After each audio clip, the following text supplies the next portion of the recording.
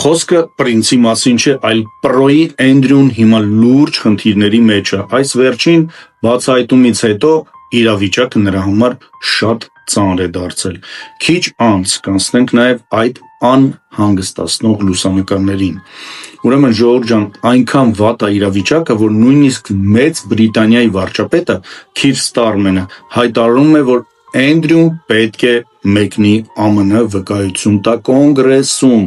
Ջեֆրի Էփշտեյնի հետ իր կապերի վերաբերյալ։ Սա արդեն շատ լուրջ է։ Ամենաանհանգստացնող նոր տեղեկությունը 3 լուսանկարներն են, որտեղ նախկին արքայազնը ծնկած է երիտասարդ աղջկա կողքին,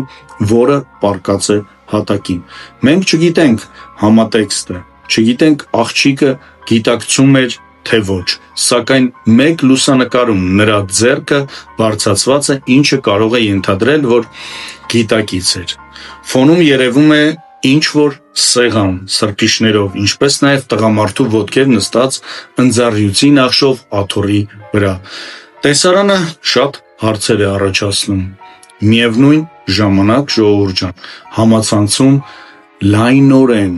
տարածվում են էլեկտրոնային նամակները, որտեղ ինչ-որ մեկը Բրայան Միլլեր անունով ներկայացում է որպես ԱՄՆ Նյու Յորք նահանգի աղբյուր և պնդում, որ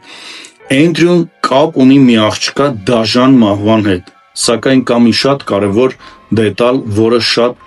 վայրալ հրապարակումներ չեն նշում։ Մի քանի շաբաթ անց հայտնել են, որ նամակներ, որոնցում նշվում է, որ այդ անձանց ուղարկել է CD և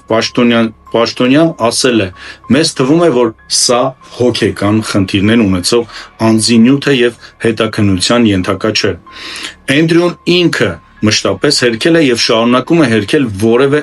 անօրինական գործողություն։ Շարունակությունը հաջորդ անոնսների հետ, ժողովուրդ ջան, ես անպայման կտեղեկացնեմ ձեզ հաջորդ հանդիպմանը։ Շնորհակալություն։